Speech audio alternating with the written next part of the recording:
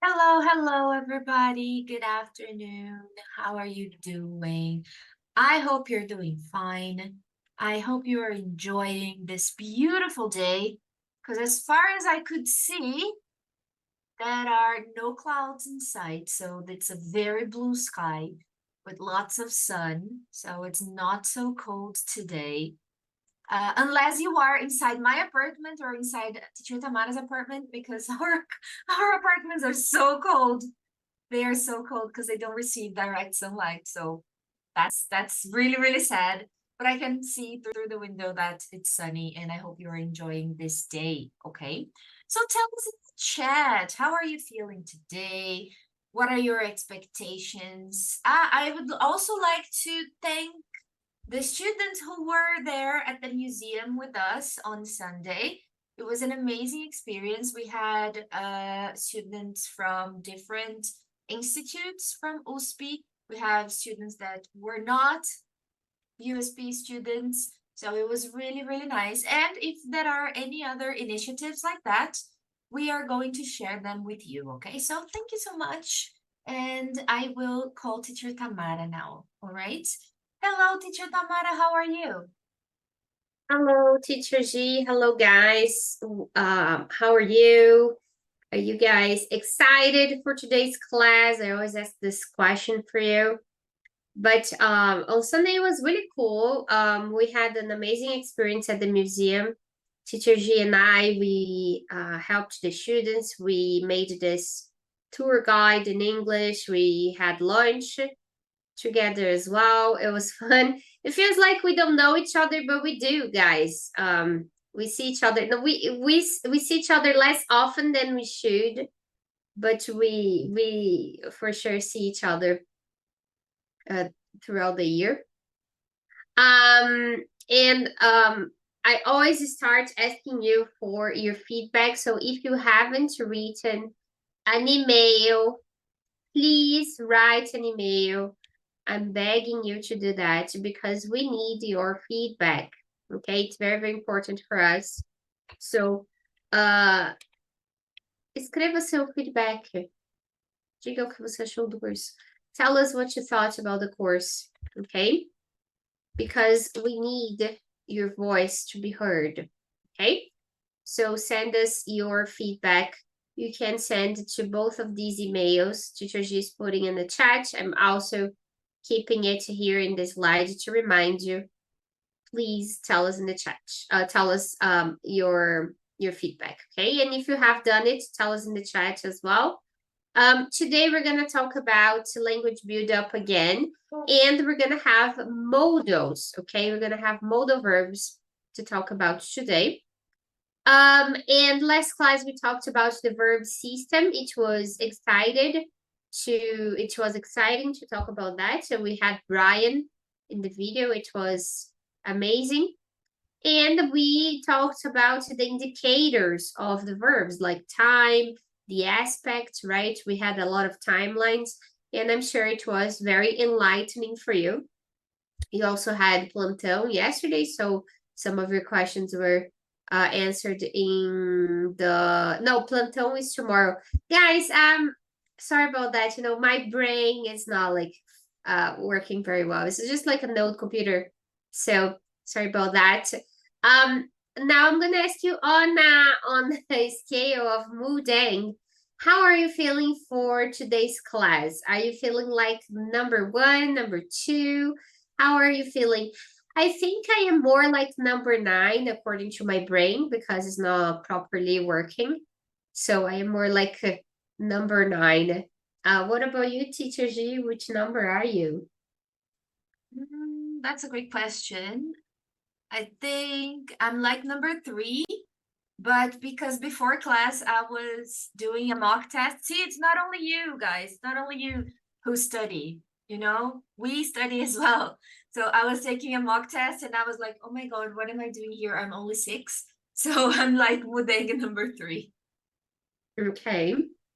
And in the chat, do we have any comments?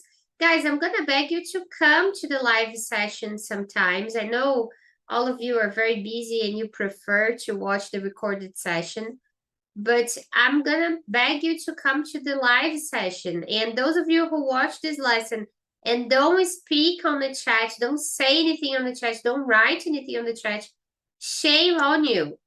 Shame on you. Because you don't even say hello to your teachers and your classmates. Anyways, do we have any comments for today's class or Moodang's scale?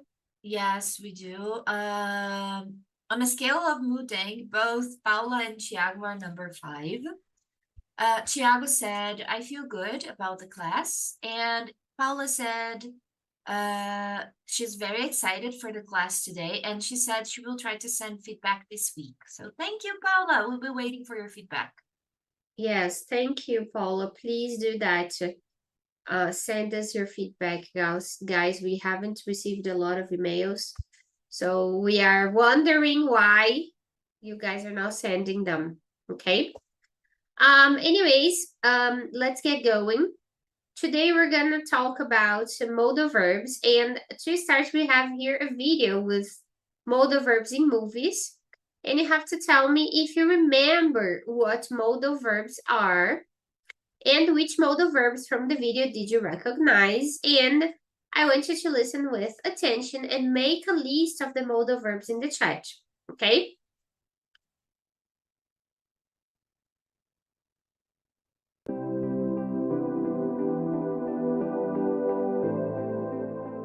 Back home, everyone is scientist. Even my plumber wins Nobel Prize. Your country does not make enough scientists, always needs more. You should be a scientist, Victor. I just wanted it over.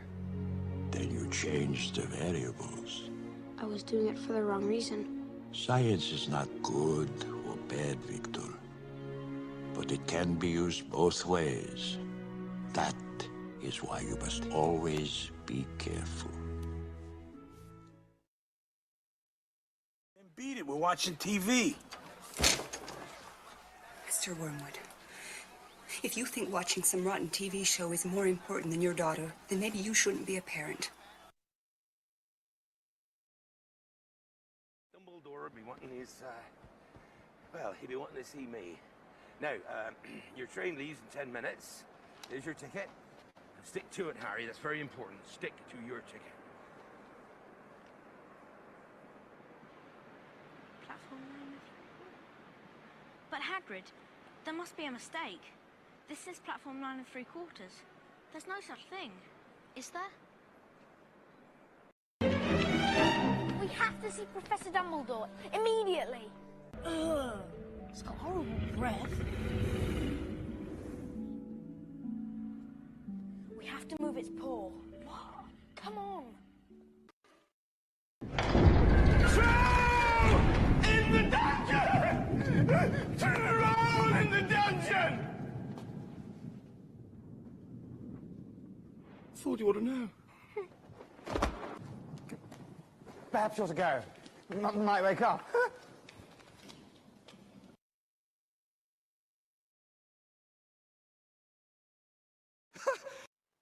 Wait a second. I can't cook, can I? But you can, right? Look, don't be so modest.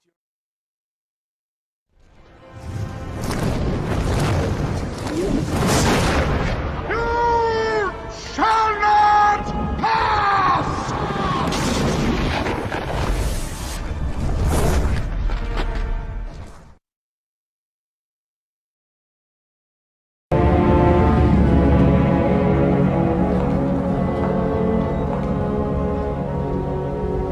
Good morning. Dr. Lecter, my name is Clarice Starling. May I speak with you? You're one of Jack Crawford's, aren't you? I am, yes. May I see your credentials? Certainly.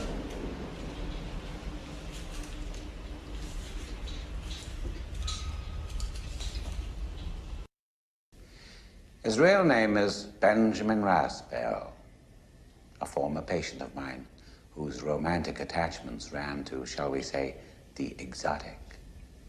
I did not kill him, I assure you, merely tucked him away. It's okay, I'm a good guy. What are you doing? Who are you?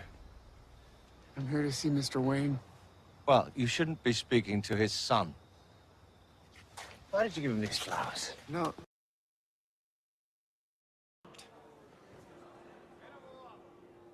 Well, okay, I think I might understand that you did this to start a movement, to become a symbol. Come on, Murray. Do I look like the kind of clown that could start a movement? I killed those guys because they were awful. You've been thanking me for that one. This is a man who dedicated his life to making money by lying with every breath that he could muster, to keeping murderers and rapists on the streets. Murderers. A woman. Murderers, John, like A yourself. woman. So ugly on the inside that she couldn't bear to go on living if she couldn't be beautiful on the outside. A drug dealer.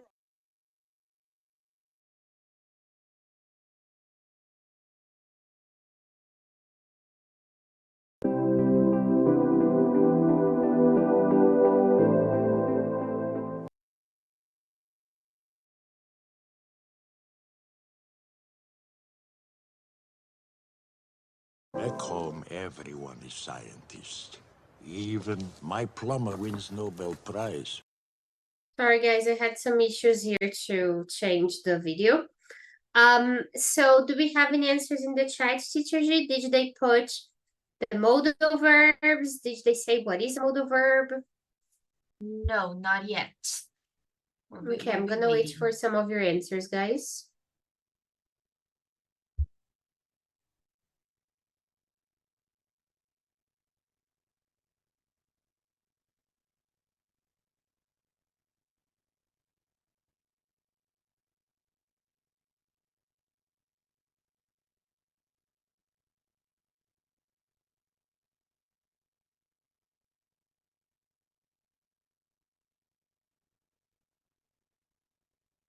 Okay, now we do have answers.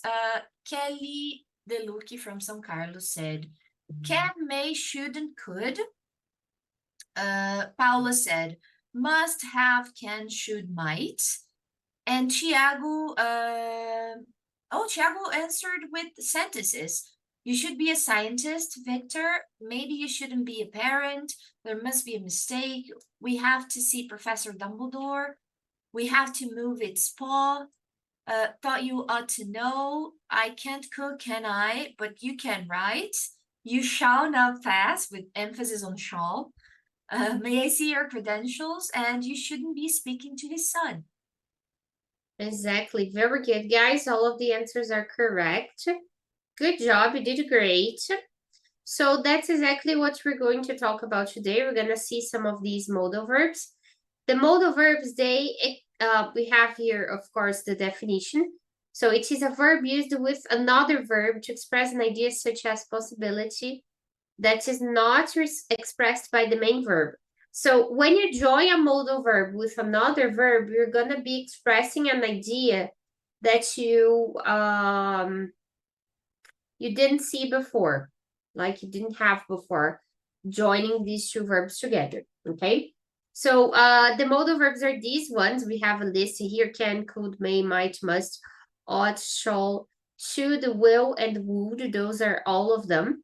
And all of them work as an auxiliary verb. So they cannot take another auxiliary verb with them. For example, you can't put don't and didn't or doesn't with the modal verb, because the modal verb itself uses the is an auxiliary verb and uses the negative form, okay? So the modals, they can express many ideas. One of them is possibility. We know that with the verb can. The verb can is the most common modal verb. They can express a request, a permission, an ability, a suggestion, a command, an obligation, and a habit. All of them express these ideas. They can also, like, for example, talk about repetitive things in the past. For example, would. If you did something very repetitively in the past, you were going to use would. For example, I would ride my bike every day when I was a kid. I would go to school every morning at 7 a.m. I would take a shower every day after school. So these are repetitive actions in the past, okay? So we have this slide here with the, sorry, Laura wants to participate. She's around here all the time. So they can express other ideas that we don't have here in this slide. We didn't put everything because it would be difficult, right, to understand a lot of ideas, okay? So one of the ideas is the possibility, the likelihood, okay? So things that are possibly true, okay? Or definite facts. For example, Tamara must be so excited today. I was at the beginning of the class. I might be getting sick, I'm not sure, okay? So if I'm talking about likely events, I'm going to use must and should. Something that I assume is true. An idea I always use must, I always explain must thinking about an idea I assume as true. So I see something, I see a feeling, I see something that the person is doing, and I assume this idea as true. So I use must, okay? Must I can also use to talk about obligation. For example, I must take a shower. I must drive to work. I must teach every day. It's an obligation. I can also talk about less likely scenarios. For example, could, may, and might. So scenarios that are not likely to happen.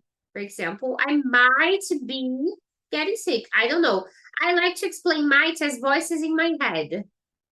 Voices in my head tell me that this is a possibility. So I use might. Okay, I can use could or may with the same idea in the same way. I also have the requests and permissions. So if I'm going to make a request or if I'm going to ask for permission, I can use can, may, and could, okay? For example, may I go to the bathroom? Of course you may. Can I go to the bathroom? Could I do this? So I am asking for permission to do something, right? Can is less formal than may and could. It doesn't mean that it is informal. Sometimes we say it's less formal. It's less formal, but it doesn't mean it is formal. It's just informal. It's just because these two words, they are more formal when we are speaking. And this one is a little bit less. It doesn't mean it is informal. It is less formal. Am I clear? Yes? If you have questions, ask in the chat, guys. And if you want to ask someone to do something, you can use will, would, can, and could. So you're asking the person to do this. You are making a request. So could you pass me the salad, please? Could you help me?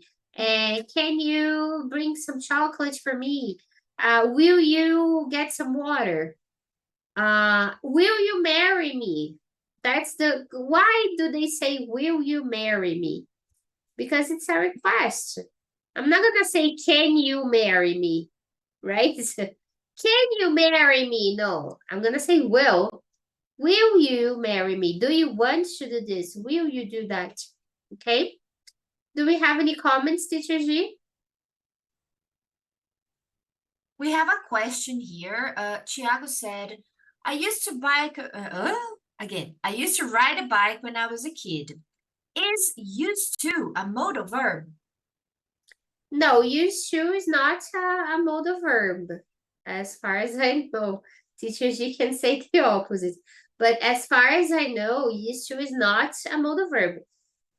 Because it cannot say usn't. Can you say usn't? No. So it's not a modal verb. Okay? So you have to use didn't. I didn't used to ride my bike. Did you used to ride your bike? You need an auxiliary verb to do that. Okay? So it's not. All right? As far as I know, I don't know. Anyways, moving on. we have the ability, the possibility to use a modal verb to talk about ability. And to talk about ability, we're gonna use the verb can, okay? Something that is possible and something that I know how to do, I can do, right? So you can lead a horse to water, but you can't make it drink. You can lead a horse to the water, but you can't make it drink. So only the horse can drink the water by himself, by itself. Otherwise, you take the horse to the water and he or it will stay there. Okay? So I use can to talk about ability. For example, I can speak English, I can speak Spanish, I can read books in English, I can drive. Those are abilities that I can do and I have. Okay? Now I'm gonna give you a few sentences. I'd like you guys to complete the sentences with the verbs.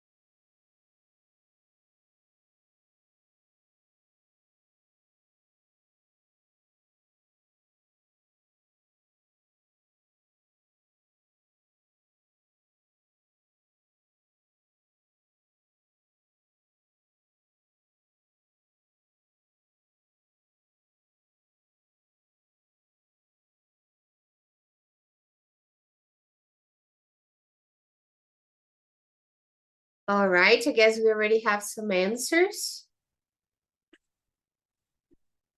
Yes, we do. Ana Caroline said 1 can, 2 could, 3 will, 4 can, 5 would. Raquel Ribeiro, 1 could, 2 may, 3 will, 4 may, 5 would. Tiago, we can, could, may go to the park this afternoon. May, can, or could you help me carry these books? Sarah might be late today. Could, may, can I use your phone? I will finish this project by tomorrow. Okay, very good. Good job. We had a question in the chat that was interesting. Teacher G sent to me. It was from Ana Caroline. She said, if I ask, do you want to marry me? Is it correct? Guys, there are some things in the language that they are correct, but it's not the way the person speaks. So, do you want to marry me is correct, but people don't ask like that. They say, will you marry me? That's the question they expect to hear, okay? So we might go to the park this afternoon if it doesn't rain. Could you help me carry these books to the library, please? Sarah might be late today. She mentioned something about a meeting. May I use your phone to make a quick call? I can finish this project by tomorrow if I work late tonight. Okay? So every time you are making a request, you're asking someone to do something, make sure you say please. Okay? Because sometimes we forget to do that. Now, next part, we're going to talk about suggestions and advice and command, okay? So, like I told you, the modal verbs, they have many meanings. Some modal verbs, they have more than one function. They can be used for different things. So, should can be used for suggestion or advice. You shouldn't try to be better than anyone. You should try to be better than yourself. That's my advice. Be better than you, okay? Not than other people. You can also use must, have to, and need to give a command. It is a suggestion, but it is a command. It is stronger. You must be careful to cross the street. So it is a command. I am telling you to be careful to cross the street, okay? You have to be more careful to cross the street. You need to be more careful. You see how strong it is to say must, and then have to, and then need to. So need to is less strong. You need to be more careful. So the language has many little meanings inside the words we use. So you have to be careful when you're choosing what word to use because you always have a little meaning there. Now, I'm going to give you 3 different listenings. We have 3 different people here. We have Michael, Jesse, and Tom. And you have to use the modal verb should to give an advice or a suggestion to Michael, Jesse, and Tom. Okay? I want you to write in the chat your suggestion, or if you are watching this recorded lesson, I want you to write your suggestion in your notebook, okay? All right. I'm struggling to manage my time while working on my PhD thesis, but I'm feeling constantly overwhelmed by the amount of research and writing I have to do, and I often stay up late, which affects my productivity the next day. I'm struggling to manage my time while working on my PhD thesis, but I'm feeling constantly overwhelmed by the amount of research and writing I have to do, and I often stay up late, which affects my productivity the next day. I'm struggling to manage my time while working on my PhD thesis, but I'm feeling constantly overwhelmed by the amount of research and writing I have to do, and I often stay up late, which affects my productivity the next day. I have been invited to speak at an important I have been invited to speak at an important international conference. I am excited but also extremely nervous because I haven't done much public speaking before, and I am not sure if I am ready for such a large audience. I have been invited to speak at an important international conference. I am excited but also extremely nervous because I haven't done much public speaking before, and I am not sure if I am ready for such a large audience. I have been invited to speak at an important international conference. I am excited but also extremely nervous because I haven't done much public speaking before, and I am not sure if I am ready for such a large audience. My company is going through a major restructuring, and I have been asked to take on a leadership role in a department which I am unfamiliar with. I am nervous about if I am ready for the new responsibilities, and I feel uncertain about accepting the position.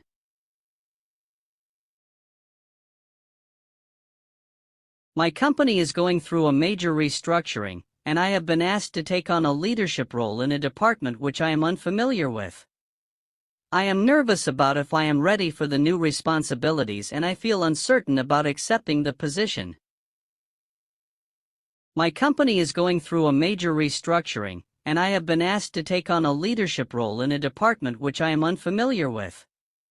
I am nervous about if I am ready for the new responsibilities, and I feel uncertain about accepting the position.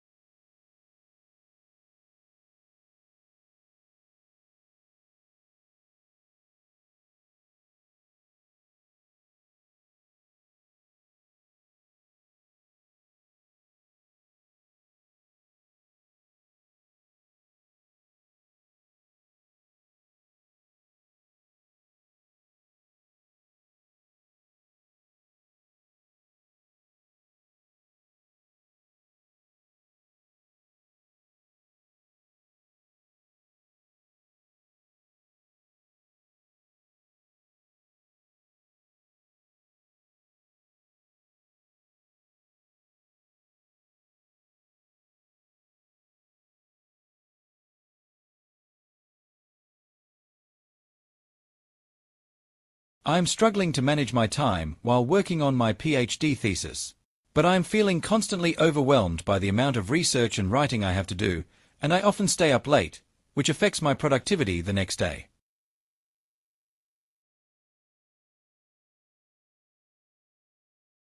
I have been invited to speak at an important international conference. I am excited but also extremely nervous because I haven't done much public speaking before, and I am not sure if I am ready for such a large audience.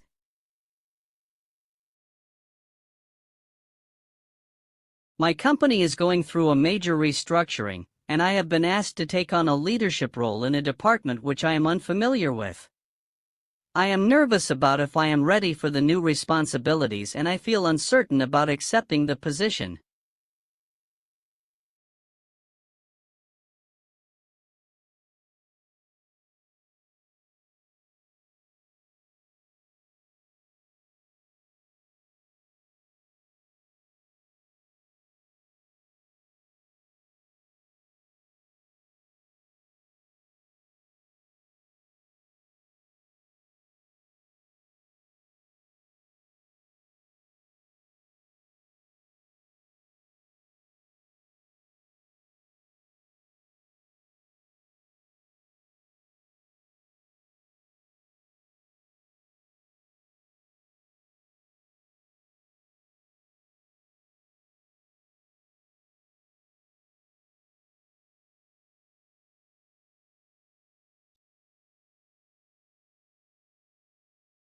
All right, so I think we have some answers.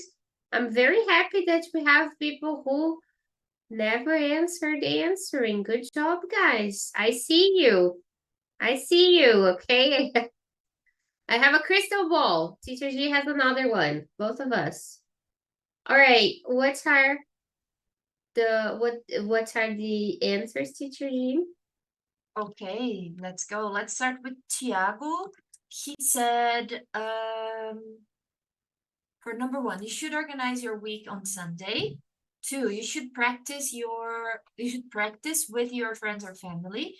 And three, you should ask your supervisor what is expected from you on the new role.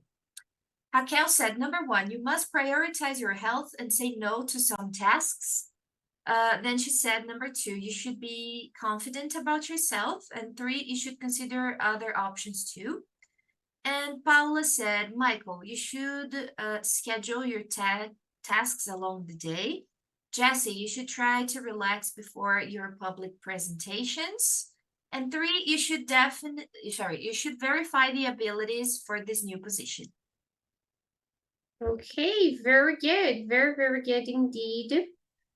All right, guys. So here I have some suggestions for you. Michael should create a realistic schedule that balances research and writing with enough time for rest. Prioritize tests should tackle the most important parts of his thesis first, and get enough sleep to improve productivity during the day.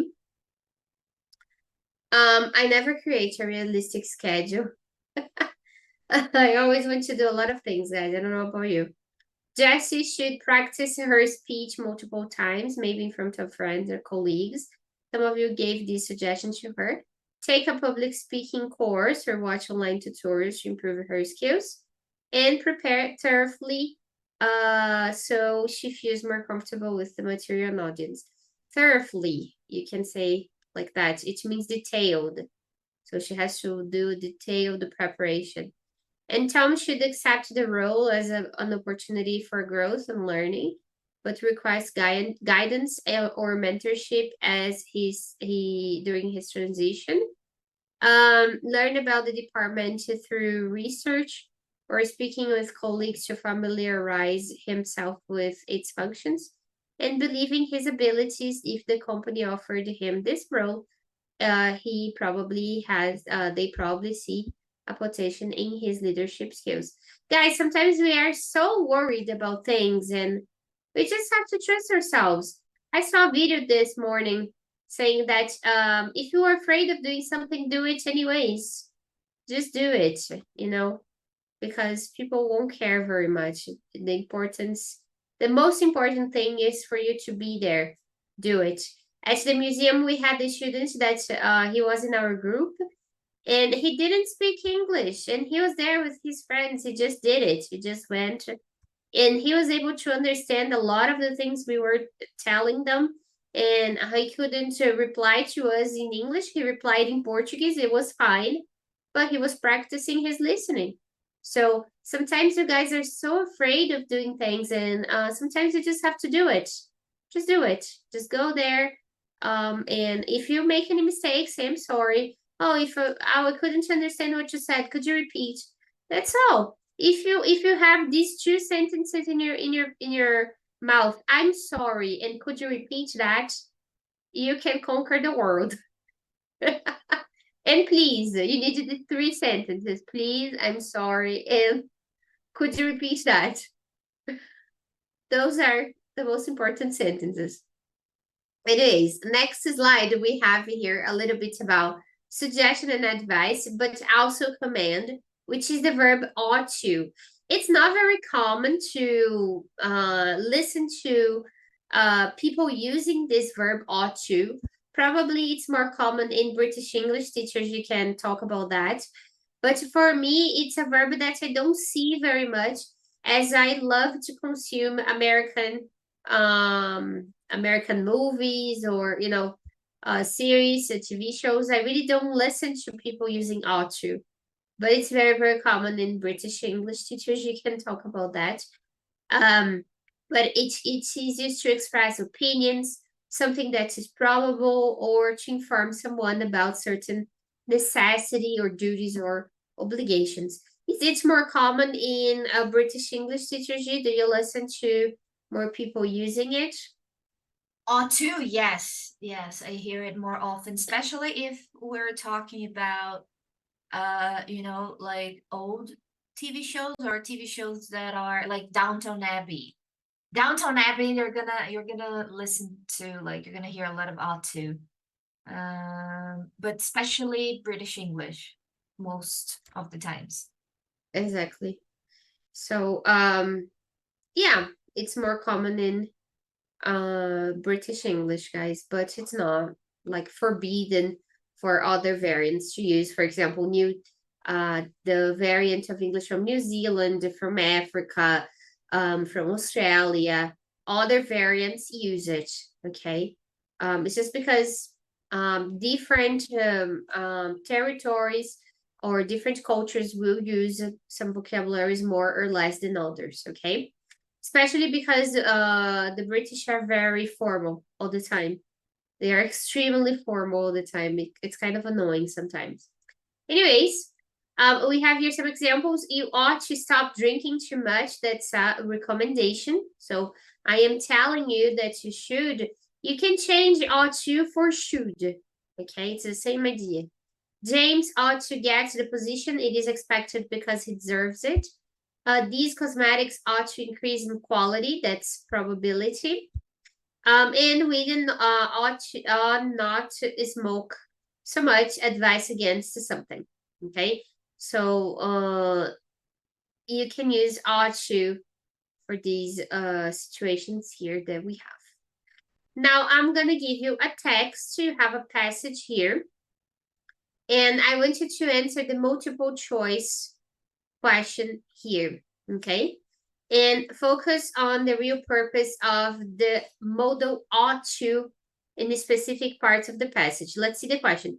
In the context of the sentence, consumers ought to educate themselves on sustainable practices. Why is ought to used?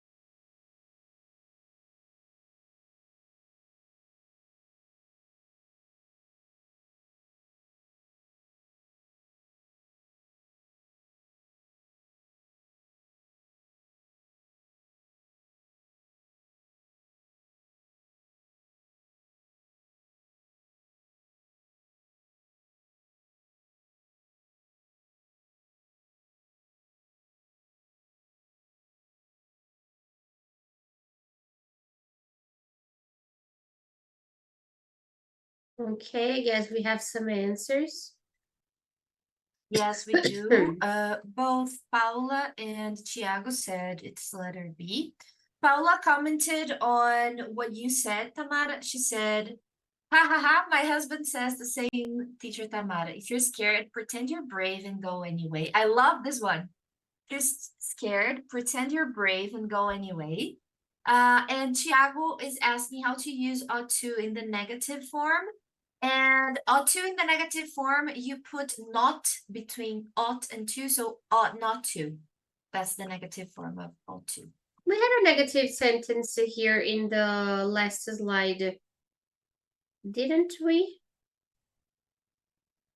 Oh, we have a little mistake here. Ought not to smoke so much. Okay, so you need to put not to and then the verb. There's also oughtn't, but it's not common. People don't speak like that. Oughtn't smoke so much. So you put ought, not, to, and the verb. Okay? And ought you can use with any person. She and I, you and she, he, she, it. So it doesn't matter, you can put ought. Okay? So the answer is indeed letter B, to emphasize the necessity of education for making better decisions. Now, obligation, necessity, and habit. So if you're talking about an obligation or a necessity, you can use have, must, or need. And we have here an example. I have to submit this document until 5 p.m. So it is an obligation, it is a necessity. Okay, so something you need to do. And if you are talking about, and again, we have must as the strongest one, have as the less strong, and need as the less strong. Okay, and for habits, it's like I told you, in the present, you can use will. So in every meeting, I'll get early and leave late. So I am talking about a repetitive action here. Okay, repetitive action. So it's a repetition. I am repeating the action. Every meeting I'll get early and leave late. So I'm talking about repetitive thing. Now, as a child, Giovanna would take dance lessons. So this is also a repetitive past action. She took many dance lessons. So it is a habit. It's part of her past. And we use would. Okay. I have a funny story. Every time I felt nauseous in a bus, in a train, traveling by car. Anyways, my mom always gave me a key, the house key, and she said, if you hold the key, she used to say, right? She used to say, if you hold the key, your nausea will go away. So I would always get the key, hold the key with all my faith, and I trusted that I would get better every time I had nausea when I was in the bus or in the train. So it is a repetitive action. She would always give me the key. You know, mothers are professional liars, and kids are as the they are dumb to believe in everything the mother says. So I would truly trust my mother. Like, she gave me the key, and I would always trust her that I would get better from my nausea, because I had a lot of nausea when I was a kid. Anyways, we're gonna do a listening practice. You're going to listen to several short audio clips that describe different situations, and after each clip, you have to choose the option that best describes the obligation expressed in the situation. Okay?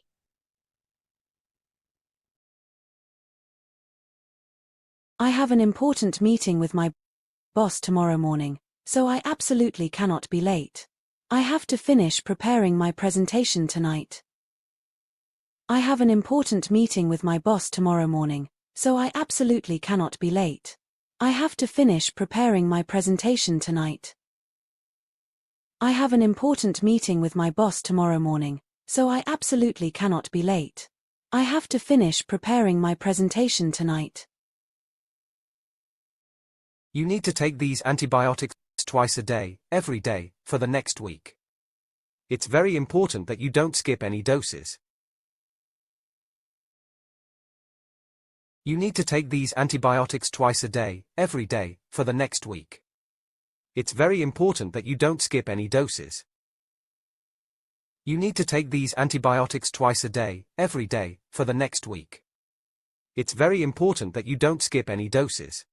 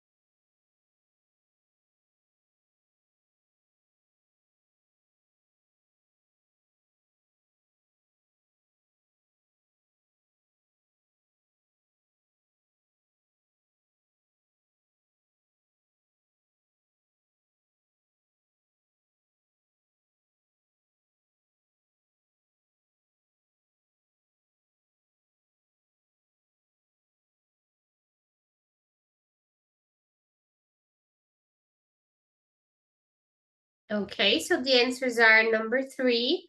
The person must finish their presentation tonight. And number 1, the patient must take the antibiotics twice a day. Now let's see situation 3 and 4.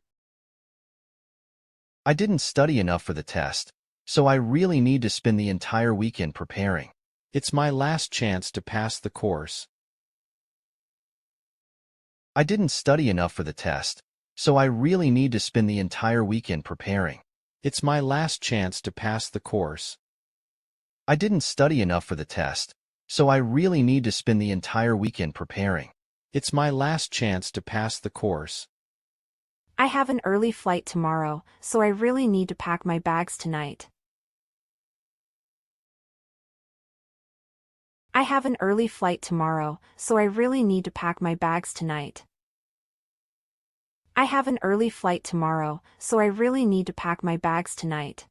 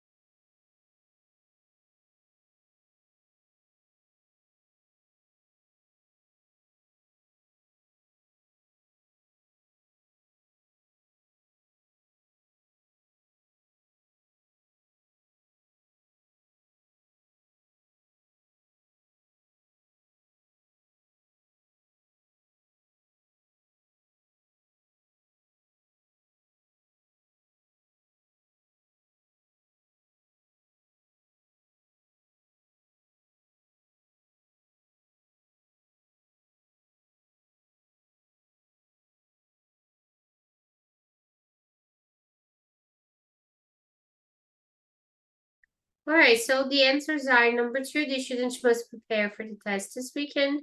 And number 2, the person must pack their bags tonight. Now I'm going to show you a text I'd like you guys to complete with should, must, should, can, might, or have to.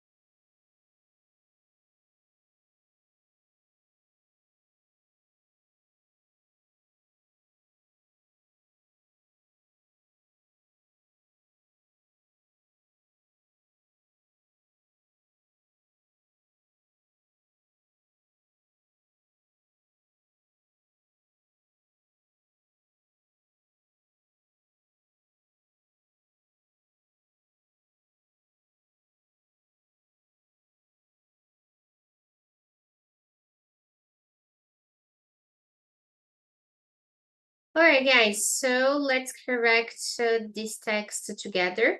As part of our new project, we must decide how to proceed with the next phase. I believe we should consider different options before making any decisions. Although it might seem challenging, I'm sure we can find the best solution if we work together. We have to complete the first draft by next week, so everyone must contribute their ideas by Friday. If anyone should need help, they can ask their team leader for assistance. Also, we must be mindful of the budget. We might spend more than we initially planned, so any extra costs have to be approved by the manager. If you answered differently from us, you might be correct because depending on the idea you want to pass, you can change the modal verbs here. So I recommend you to go to Plantão if you have any questions, okay? We would have a video by Bob Dylan, but we don't have time for the video, so I'm sorry about that. But you can also do this during Plantão. I will let the teacher know that you guys can do this at Plantão. And also the exam corner will be done during Plantão as well. Access the complementary materials if you guys want to practice more. We always put videos and exercises there for you. If you don't have time to access this material during the semester, save this material for you to do during your vacation or during any break time you have next year, okay? So thank you very much for your participation. I'm very, very, very glad that you guys are here with us and that you are actively participating.